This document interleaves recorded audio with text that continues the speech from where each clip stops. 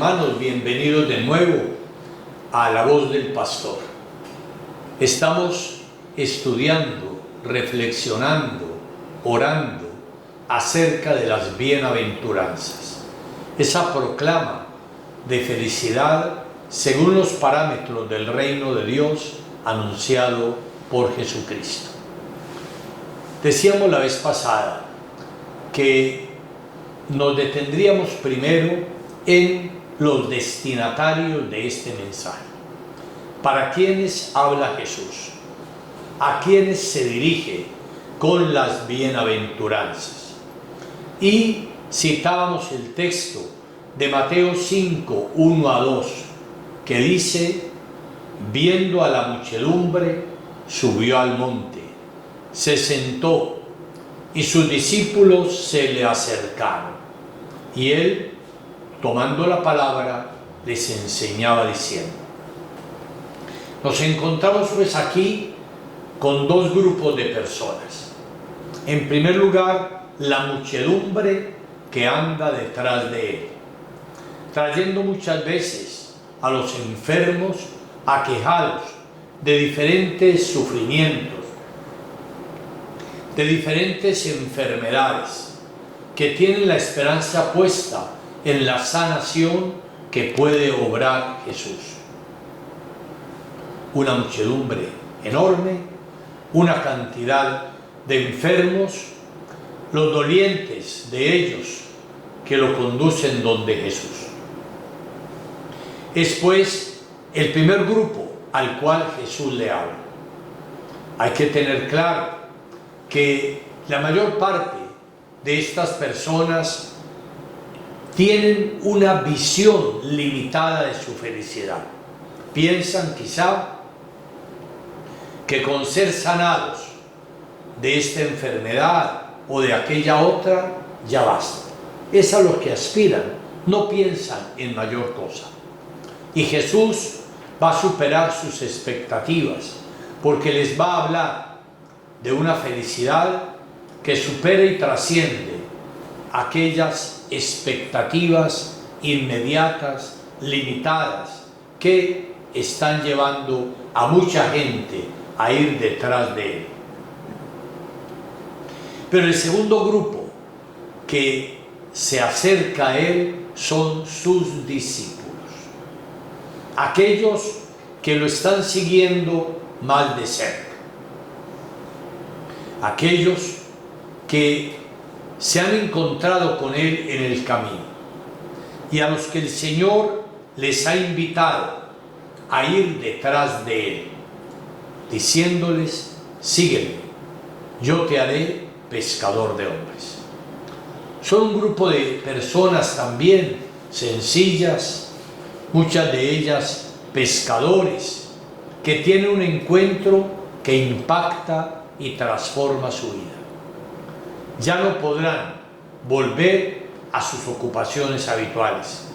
Por eso, después de aceptar la llamada del Señor, dice el texto sagrado, y ellos, dejándolo todo, lo siguieron, van tras él. Hay que decir que ellos todavía no conocen a fondo la persona de Jesús ni su mensaje, pero sí se han sentido impactados por su persona, por lo que le han escuchado, por los prodigios que le han visto realizar. Y eso les basta para dejarlo todo e ir detrás de él. Tendrán que hacer un recorrido bastante largo, no exento de dificultades, de vacilaciones, de momentos también de negación, de abandono, de traición. Van a vivir realmente una experiencia, por una parte, apasionante de ir detrás de él, pero también experimentar que muchas veces el Señor defrauda sus expectativas. Muchos de ellos pensaban que quizá al lado de ese maestro también podrían tener éxito y que podrían tener poder. Así nos lo muestran varias páginas del Evangelio. Y Jesús también va a lo mismo que hizo con la multitud, a defraudar muchas de sus expectativas inmediatas, pero superándolas, ofreciéndoles un mensaje de plenitud que va por encima de aquellas expectativas de primeros puestos, de grandeza humana, que quizá muchos tenían en el fondo.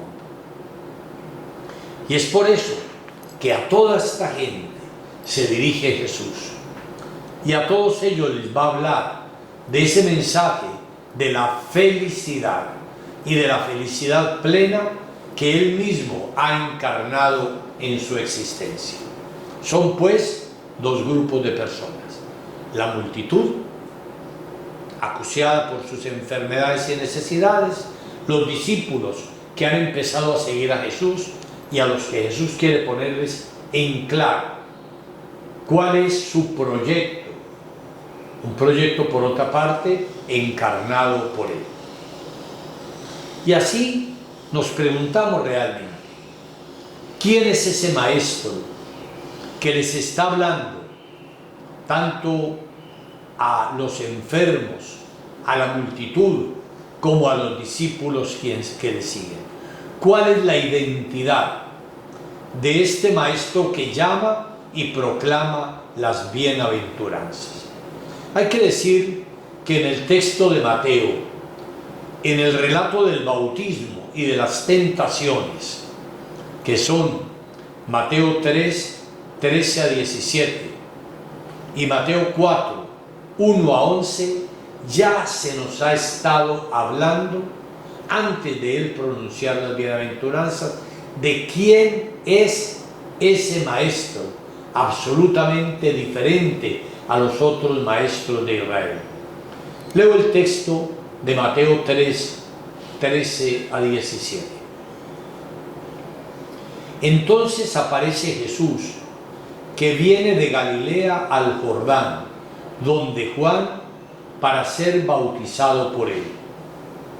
Pero Juan trataba de impedírselo diciendo: soy yo el que necesita ser bautizado por ti, ¿y tú vienes a mí?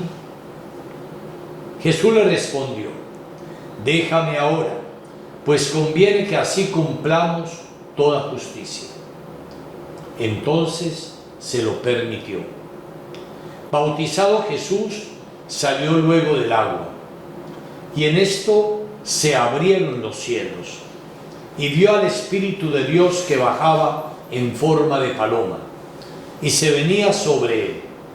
Y una voz que venía de los cielos decía: este es mi Hijo amado, en quien me complazco. Es el relato del bautismo en Mateo. Vemos aquí, en este relato, ante todo la revelación de quién es Jesús. El texto dice que una vez bautizado, Jesús salió del agua, se abrieron los cielos y el Espíritu baja en forma de paloma sobre él. Y una voz dice: este es mi Hijo amado, en quien me complazco. Este bautismo no es un bautismo para el perdón de los pecados de Jesús, porque Jesús no tenía ningún pecado por el cual ser bautizado como lo hacía Juan con los demás. Por eso Juan es reacio inicialmente a bautizar a Jesús, tanto que él llega a decir: soy yo el que necesito que tú me bautices, y vienes tú a mí. Pero el bautismo de Jesús va a tener una característica muy diferente, y es que es el lugar de la revelación acerca de quién es ese maestro que acaba de empezar su misión por Galilea, por Judea, en fin, que está allí. Hay que aclarar que en Israel había muchos maestros, había muchas personas, predicadores itinerantes también, y maestros. Y por eso hay que aclarar quién es ese maestro, el Maestro Jesús. Y aquí el texto nos va a hablar de varios momentos. Se abren los cielos, viene sobre él el Espíritu de Dios y una voz dice: este es mi Hijo amado en el que me complazco. Aquí podemos decir que es la revelación acerca de la identidad de Jesús. Jesús no es un maestro más. Ni siquiera podríamos decir que es un Mesías al estilo de los que estaban esperando. Aquí nos encontramos es con el mismo Hijo amado de Dios, en el que el Padre tiene todo su gozo, toda su alegría. Jesús se autoconoce, Jesús tiene plena autoconciencia de quién es Él, gracias a esa relación que mantiene con el Padre, a esa íntima comunión con Él. Esa conciencia, esa revelación, es algo que no apareció de un momento a otro en el bautismo, no, es algo que ha ido creciendo con Jesús, ha ido creciendo con Jesús. Es decir, Él ha ido, como dice también el Evangelio, Jesús crecía en edad, en sabiduría y gracia ante Dios y ante los hombres. O sea, en Jesús hay un crecimiento, como ser humano que era. Hay un crecimiento, y un crecimiento que se da en todos los ámbitos de su condición humana. Y uno de esos ámbitos es la conciencia de su propio ser. ¿Quién soy yo? ¿Para qué estoy aquí? ¿Qué es lo que Dios quiere de mí? Ya es algo que ha ido creciendo. Nos tenemos que remitir, y es muy importante, a el momento, por ejemplo, de la pérdida de Jesús en el templo, teniendo aproximadamente 12 años. Recordemos cómo Jesús allí se queda en el templo mientras sus padres regresan, pensando cada uno que el hijo estaba con el otro, porque los hombres iban por un lado y las mujeres por otro, y cuando se dan cuenta regresan y encuentran a Jesús en medio de los doctores. La madre le reprocha y él dice: es que no sabían que tengo que ocuparme de las cosas de mi Padre, de mi Padre. Es decir, Jesús ha ido madurando en la conciencia de que es el Hijo de Dios, de que es el Hijo de Dios. La conciencia de su propia identidad, es decir, su ser de hijo, en mayúscula, no de un hijo, sino de el Hijo. Pero por otra parte, va madurando también en el conocimiento de su propia misión. ¿Cuál es su misión? ¿Cuál es la misión que el Padre le ha encomendado al venir al mundo? Él va madurando. Por eso podemos decir que en esa conciencia de que es el Hijo de Dios, va a descubrir también cuál es su misión. Descubriéndose hijo, se descubre también llamado a comunicar esa filiación a los demás. Soy el hijo, y porque soy hijo puedo comunicar esa condición filial a los hombres que la necesitan, que la han perdido. Y en eso va a consistir precisamente el proyecto salvífico del Señor Jesús. Entonces, podríamos decir, sintetizando, que en el bautismo Jesús llega a la plenitud de conciencia respecto a su propio ser. Ha sido una maduración, una experiencia larga, no exenta seguramente de sufrimiento, de dificultades, una experiencia que ha ido madurando en la oración, una experiencia que ha ido madurando en el conocimiento de la palabra. Jesús siempre vivió cercano a la palabra. Recordemos el texto precisamente de cuando Jesús, ya empezando la vida pública, va a la sinagoga de Nazaret, toma el texto del profeta Isaías que dice: el Espíritu del Señor está sobre mí, porque Él me ha ungido y Él me ha enviado. Y dice que fue a la sinagoga como lo hacía siempre los sábados. Iba a escuchar la palabra. O sea, Jesús ha ido madurando en su propia conciencia del ser por medio de la oración y por medio del conocimiento de la palabra. Es pues un camino que podemos decir llega en el momento del bautismo a ser una experiencia fundamental, única, porque viene sobre él el Espíritu Santo. Y el Espíritu Santo viene precisamente para invadirlo, para llenarlo, para hacerlo plena conciencia de su propio ser. En el bautismo hay una revelación de la Santísima Trinidad. Yo creo que ustedes mismos lo perciben con mucha facilidad. Jesús entra a bautizarse.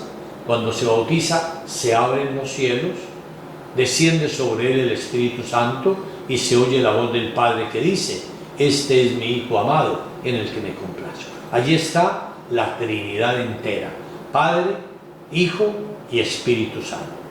El Espíritu pues desciende sobre Jesús, lo unge. Por eso dirá después: el Espíritu del Señor está sobre mí, y lo constituye realmente el Mesías Hijo, que tiene que tener esa gran misión de comunicar a los hombres su condición filial. San Pedro lo va a decir en un texto de Hechos 10, 37 a 38. Dice San Pedro en uno de sus discursos en los Hechos de los Apóstoles, dice: ustedes conocen lo sucedido en toda Judea, comenzando por Galilea, después que Juan predicó el bautismo, cómo Dios ungió con el Espíritu Santo a Jesús de Nazaret, y con poder, y cómo pasó haciendo el bien y curando a todos los oprimidos por el diablo, porque Dios estaba con él. Pedro pues recuerda aquella experiencia, cómo Dios ungió con el Espíritu Santo a Jesús de Nazaret, y lo ungió con poder, con autoridad, para salir a cumplir esa misión que el Señor le había encomendado. Hechos 10, 37 a 38. Y bueno, como les acabo de mencionar, es lo que Lucas nos va a contar en la sinagoga de Nazaret, cuando Jesús toma el texto de Isaías y dirá: el Espíritu del Señor está sobre mí, porque Él me ha ungido. Quiero detenerme un momento precisamente en este tema de la unción. ¿Qué quiere decir el Espíritu me ha ungido? Recuerden que la unción con el aceite perfumado era algo que se realizaba sobre los reyes, a veces sobre los profetas, siempre sobre los sacerdotes. Era ese aceite que se derramaba en la cabeza del elegido para indicar con ello que Dios tomaba plena y total posesión sobre ese hombre.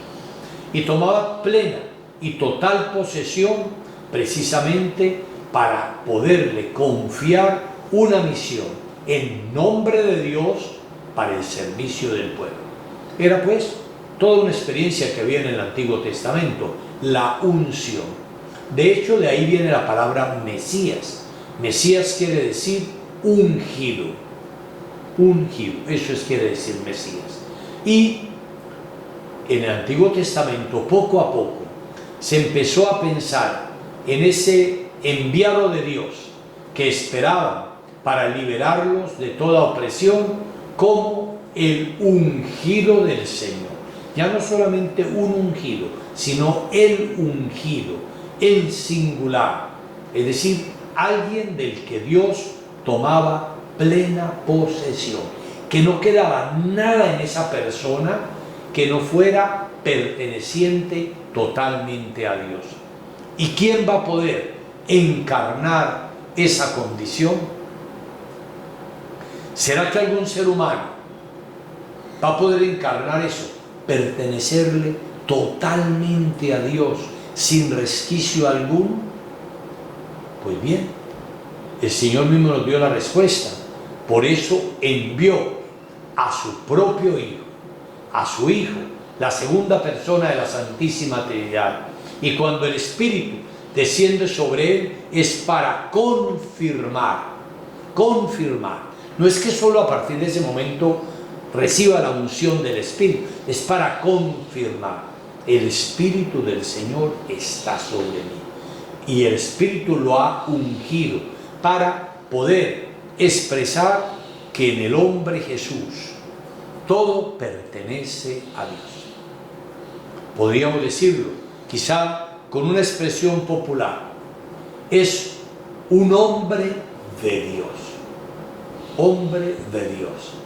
Alguien que pertenece enteramente a Él. Por eso Jesús de Nazaret es el Cristo de Dios, es decir, el Mesías de Dios. Cuando nosotros decimos Jesucristo, estamos diciendo Jesús es el Cristo. El nombre propio de Él es Jesús. La misión es Cristo, ser Mesías.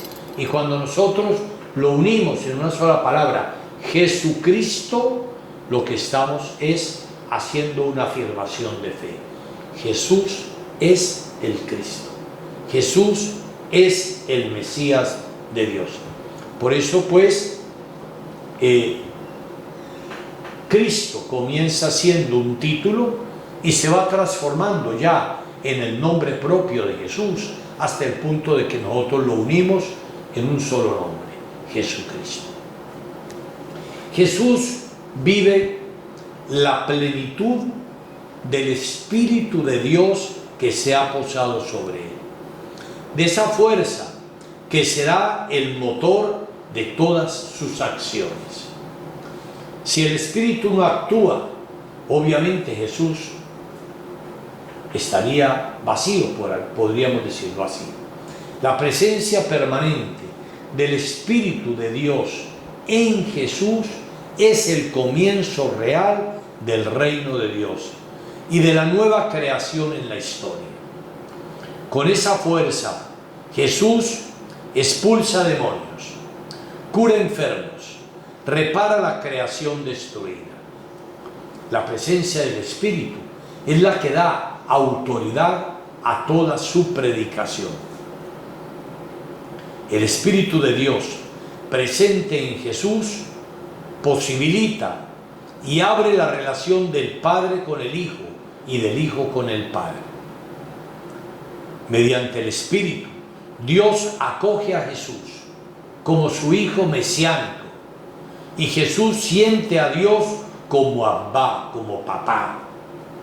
Por eso pues podemos decir que hay toda una comunión entre el Padre y el Hijo gracias al Espíritu, que es el que los une, es el que le permite a Jesús decir Abba, Padre, y es el que hace y permite en el bautismo decir al Padre, este es mi Hijo amado en quien me complazco. Miren, es el Espíritu el que une, el punto de unión total entre el Padre y el Hijo.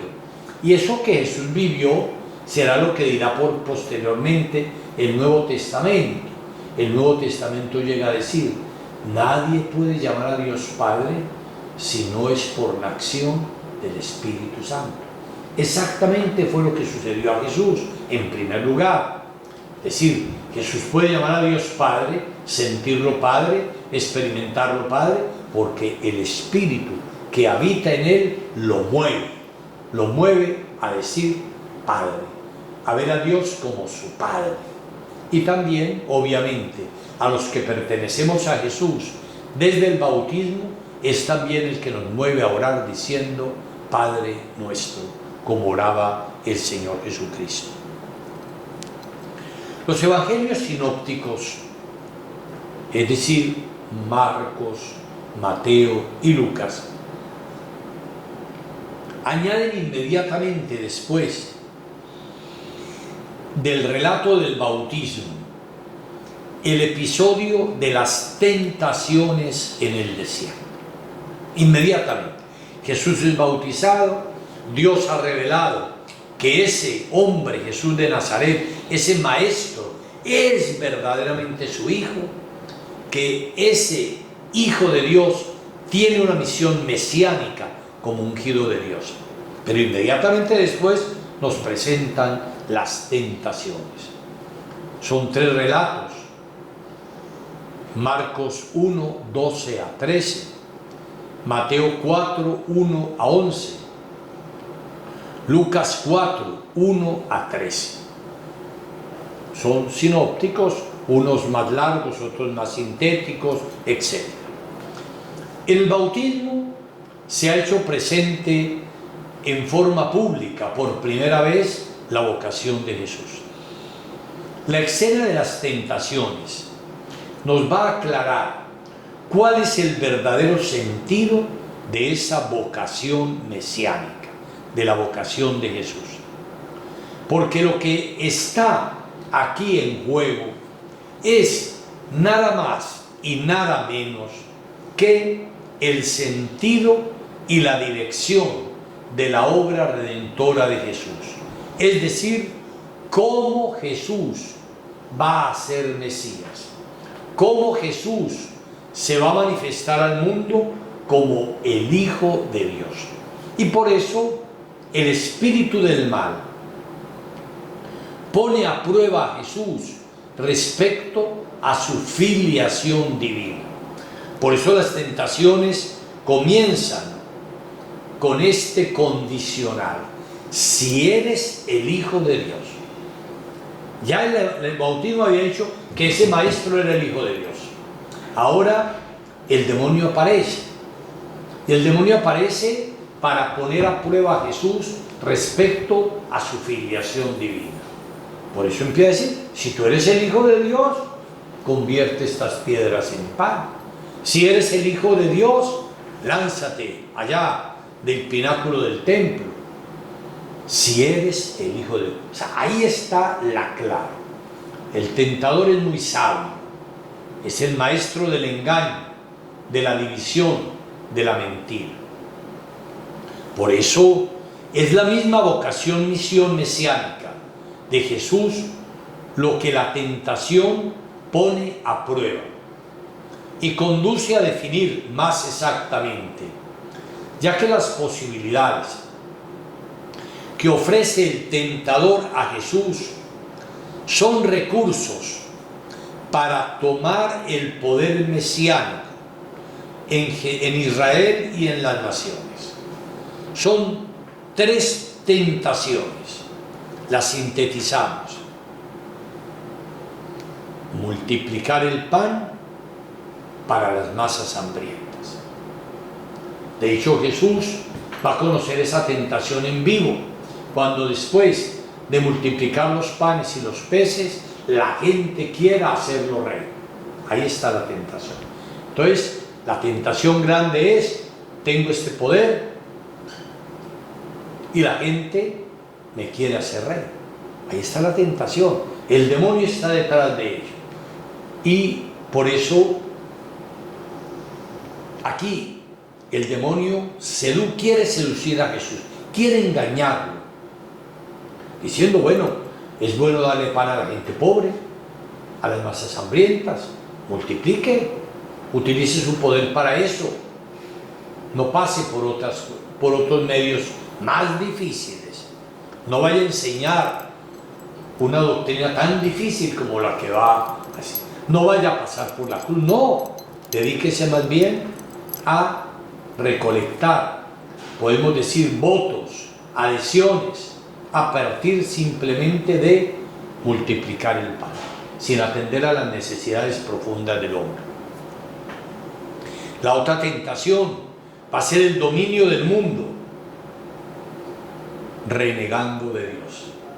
El demonio le pide que, bueno, mejor, si usted me adora, le doy todos los reinos del mundo. Es la otra tentación que le está formulando. Le va a dar todos los reinos del mundo si él apostata el Padre. Si sigue un camino inverso al que el Padre le está trazando. Es la segunda gran tentación. Y una tentación, pues, que se le dio a Jesús y que se nos da muchas veces a nosotros. También a nosotros muchas veces quisiéramos solucionar todos los problemas sin la adhesión a Dios, renegando de Él, buscando otros caminos.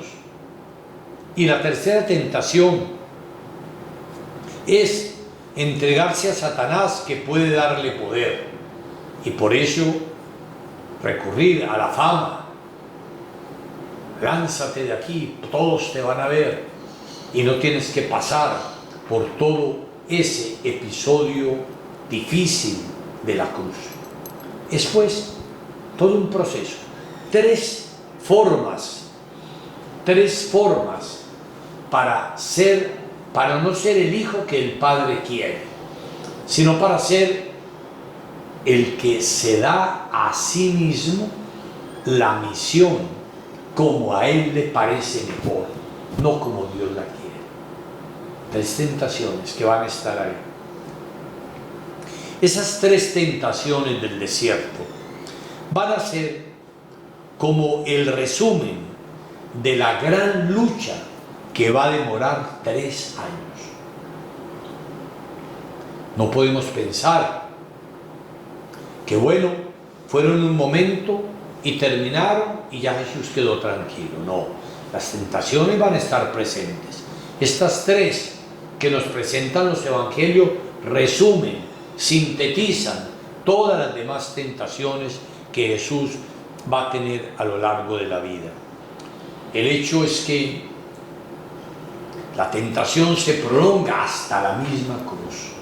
Recordemos cómo, estando Jesús crucificado, le van a decir, empezando por uno de los malhechores crucificado a su lado, pero también por los que pasan al pie de la cruz: si eres el Hijo de Dios, bájate, desciende de la cruz. Miren y verán, es la misma tentación que se prolonga hasta la cruz. Bájate de la cruz, no te quedes en la cruz. Si eres el Hijo de Dios, si eres el Hijo de Dios, tienes poder. Si eres el Hijo de Dios, utiliza ese poder para, como le dice el mal ladrón, para bajarte y para bajarnos a nosotros también de aquí. Es la tentación de descender de la cruz, de no abrazar la cruz, de no seguir el camino que es la voluntad de Dios. Esto es tremendo, porque, queridos hijos, esto está presente en la vida de todos nosotros. Son muchas las formas como el demonio nos sigue diciendo a nosotros: bájate de la cruz, no te quedes ahí, tú puedes. Se lo dice al matrimonio que está luchando su relación y que tantas personas le dicen: ¿para qué vas a seguir en esa lucha? Tú tienes derecho, dicen así, a ser feliz. Ahora, no sabemos de qué felicidad le hablan, pero le van a decir lo mismo que le dicen a Jesús: bájate de la cruz. Se lo dicen al sacerdote que tiene dificultades, que tiene tentaciones: bájate de la cruz, renuncia a eso. Tú tienes oportunidades muy diferentes de realizar tu existencia. Y algunos se lo creen, que es bajando de la cruz, no asumiendo la cruz, sino descendiendo de ella, como van a ser verdaderamente felices. Y no, es asumiendo la cruz. Y por eso el demonio está tentando a Jesús precisamente de esta manera, y lo va a seguir haciendo con todos los que pertenecen a Jesús a lo largo de la historia. Y bueno, y ese demonio utiliza muchas personas para tentar al matrimonio, para tentar al joven, para tentar al profesional que quiere ser cristiano, para tentar al sacerdote, sí, también. O sea, lo así. Y a veces los presentan hasta como héroes. Ese sacerdote que abandonó el ministerio, casi que muchos quieren presentarlo como un héroe. Si eres el Hijo de Dios, bájate de la cruz. Y precisamente Jesús, por ser Hijo de Dios, no se bajó de la cruz. Ella lo tenía claro. Mediante su aceptación de la voluntad de Dios, es la que lo mantiene en la cruz. Es la que lo mantiene en la cruz. El amor a Dios y el amor a nosotros lo mantiene en la cruz.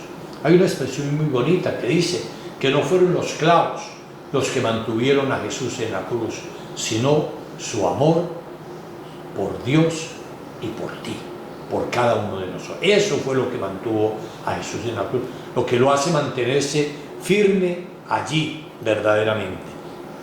Siguiendo la lógica de Dios, Satanás propone a Cristo elegir entre el bien querido por su Abba, por el Padre, y otros aparentes bienes y posibilidades y caminos de salvación. Satanás quiere empujar a Cristo por los caminos de nuestra lógica humana. La tentación va a tratar de herir en lo esencial, en la misma sustancia del mesianismo de Jesús. Las tentaciones siempre ofrecen sendas hermosas y brillantes, llenas de éxito. Esa es la clave de las tentaciones, todas, las de Jesús y las nuestras. Bájate y tendrás una vida de felicidad. Tú tienes derecho a ser feliz. Muy diferente de la felicidad que el Señor va a anunciar en las bienaventuranzas, como iremos viéndolo a lo largo de estos encuentros con la voz del pastor. Engaña, seduce, sí, seduce a la persona y la arrastra por caminos que son de perdición y que son no de felicidad, sino muchas veces precisamente de infelicidad y de insatisfacción. El tentador propone a Cristo que un medio que podríamos llamar que es la redención sin dolor, la felicidad sin cruz. ¿Sí? Y halaga fácilmente. Dice un gran obispo y teólogo, Fulton Sheen, dice que las tentaciones son 3 atajos para no pasar por la cruz. 3 atajos. Ustedes saben lo que es un atajo. 3 atajos para no tener que pasar por la cruz y alcanzar la felicidad. Por eso las tentaciones se caracterizan por ese te daré, es decir, el tener, el poder y el éxito, que son todo lo contrario del despojo encarnatorio de Jesús, quien siendo rico se hizo pobre, quien siendo Dios se hizo hombre. Es el despojo. En cambio, los atajos son yo te daré todos los reinos del mundo, te daré esto, te daré fama, te daré poder, te daré riqueza, te daré éxito. Y bueno, al hombre como que le brilla en los ojos todo aquello que el mundo le está prometiendo y que el demonio lo está seduciendo. Te daré 3 atajos para no pasar por la cruz. Y todos quisiéramos en algún momento de la vida esos atajos. Todos quisiéramos, cuando nos resultan las dificultades, los sufrimientos, las persecuciones por causa del bien, del reino, no tener que afrontar eso. Poder seguir la lógica del mundo. Pero el Señor mismo nos ha mostrado que Él también tuvo que vencer esas tentaciones. Un gran teólogo, Charles de Kock, dice así con respecto al proceso de Jesús: el demonio parece que recogiera el hilo de los pensamientos que con frecuencia se le presentaron a Jesús. La escasa eficacia de su vida y su ministerio. Sabido es cómo Cristo sufrió al ver que el pueblo no le comprendía. Lloró sobre Jerusalén y varias veces tuvo que aislarse para escapar de la voluntad popular que quería convertirlo en rey. El mesianismo del siervo le prohibía procurar todos esos medios humanos, demasiado humanos, pero al mismo tiempo parecía entregarse a una eficacia estrictamente limitada. Esa aparente eficacia de su acción. Ante esa aparente ineficacia de su acción, pues lógicamente pueden pasar por la mente muchos otros deseos de recurrir a otros métodos que fueran más eficaces. Y esto seguramente en más de un momento fue una tentación viva para Jesús. Por otra parte, en todas las tentaciones está en juego una imagen de Dios. Es decir, ¿de qué Dios es Hijo Jesús? Pues todo su actuar posterior derivará de esta definición. El hombre está llamado a transformarse en el Dios en quien cree. Si la idea de Dios que tiene una persona, explícita o implícita, es de poder, omnipotencia, autosuficiencia, riqueza, etc., el hombre consume su vida para parecerse a esa imagen. ¿Sí? Si se piensa como, por ejemplo, los apóstoles en más de un momento que pensaban que el Mesías iba a ser un Mesías de poder, de grandeza humana, pues hacen todo lo posible por parecerse a esa imagen. Y lo mismo pasa con la imagen de Dios. Si para mí Dios es omnipotencia, potencia, grandeza, riqueza, todo ello, pues yo me hago esa idea. Tengo que parecerme al Dios del que soy hijo. El ser como Dios, que recuerden ustedes, aparece en la tentación del Génesis, cuando el demonio le dice a la mujer, serán como dioses. El ser como Dios es la experiencia profunda que mueve la vida de todo hombre. Y Jesús, Dios hecho hombre, no es la excepción. Por ello en las tentaciones, lo que está en juego es la idea o la experiencia de Dios. Jesús se debate en esta prueba, que se prolonga a lo largo de toda su vida y que, como hemos dicho, va a estar presente hasta en el momento de la cruz. Si eres el Hijo de Dios, baja. Mateo 27, 40.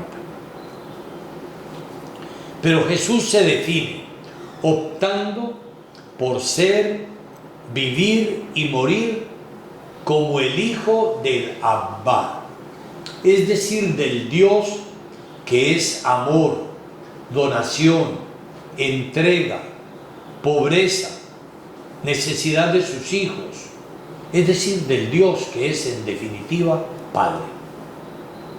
Por ello toda su misión, conducida por el Espíritu de Dios, de ese Dios que es Abba, lo llevará a identificarse con su perfección, que es una perfección de misericordia y de transparencia en todas sus acciones.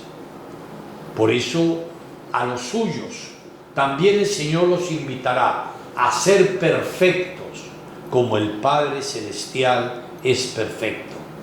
Mateo 5, 48. Pero esa perfección de la que habla Jesús es la perfección del amor de misericordia. Es decir, me hago perfecto como el Padre en la medida en que asumo en todo el comportamiento la donación, la entrega, el sacrificio como Jesús, que es todo lo contrario, repito, al espíritu de las tentaciones que el demonio le formula a Jesús y que nos va formulando a todos nosotros a lo largo de la vida. Seguramente muchos de los que me oyen en más de un momento de esta de este compartir se habrán situado muchas veces en esos momentos de tentación, porque muchas veces algunas personas, cuando se refieren a la tentación, piensan sobre todo en tentaciones de tipo sexual o de ese tipo. No, la tentación es algo mucho más complejo, más grande, porque es verdaderamente ir en contravía del proyecto que Dios tiene para mi vida, como fue en el caso de Jesús, y es atajos para no pasar por la cruz en el matrimonio, en la vida profesional, en la vida sacerdotal, atajos para no pasar por la cruz. O sea, la tentación está ahí. De la superación de las tentaciones viene el camino mesiánico de Jesús. Una vez que Él supera las tentaciones y le dirá al demonio: no tentarás al Señor tu Dios. Es decir, lo enfrenta totalmente. De la superación de esas tentaciones deviene el camino mesiánico de Jesús. Camino que excluye la toma del poder y exige la donación de sí hasta la pasión y muerte en cruz. En definitiva, como hemos dicho, la clave de las tentaciones es la eficacia. Es lo que le formularán los hombres, aún en la última tentación, que le piden que baje de la cruz para poder creer en Él. Por ello, si Jesús no baja de la cruz, es precisamente porque es hijo de ese Dios que es Padre. Un gran sacerdote, el padre Martín Descalzo, decía: si Satanás esperaba milagros, los encontró, pero mucho más serios que convertir las piedras en panes o arrojarse por un precipicio. Milagros tan importantes como preferir el servicio y el amor a la victoria fácil del poder, como aceptar los caminos oscuros y sangrientos y dejar de lado los esplendorosos. Y si quería saber si Cristo era más que un hombre, ciertamente lo descubrió.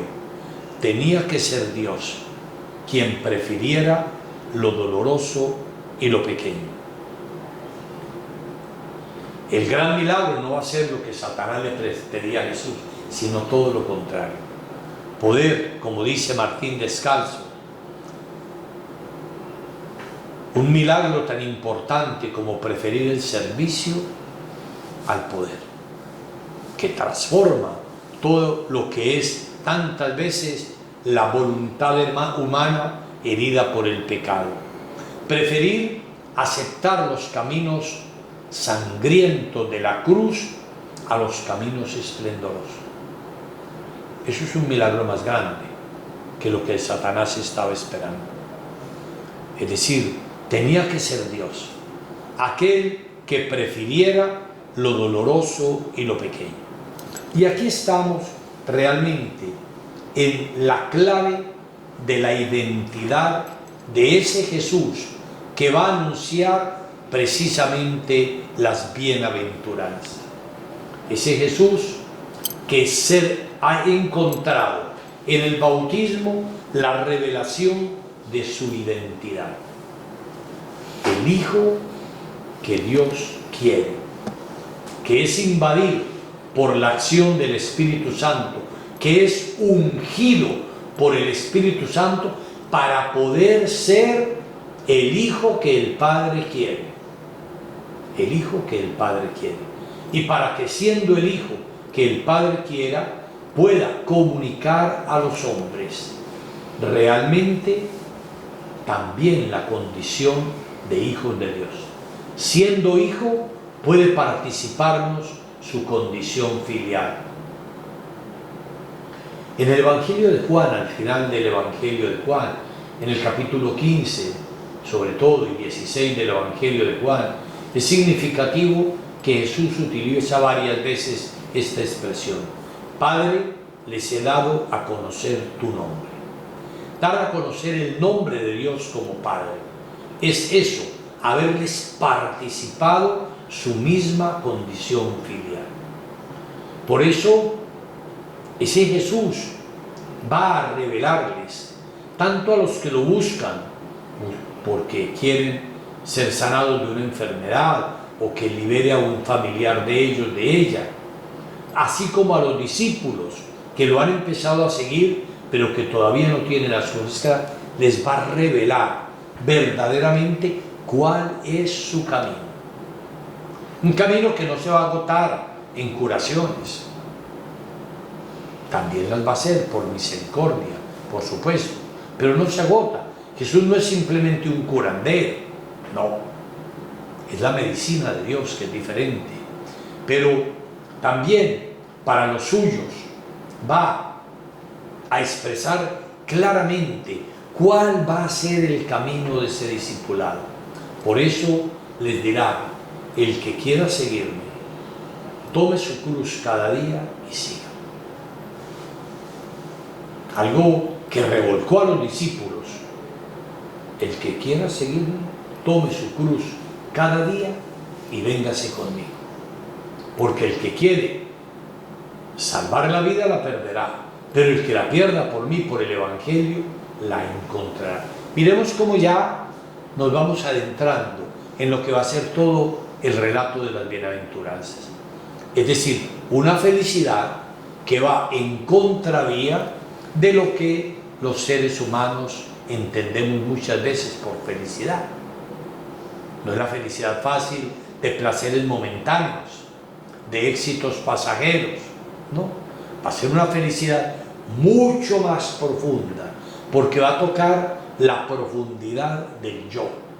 No las cosas externas, te doy esto, te daré lo otro, lo que es, no.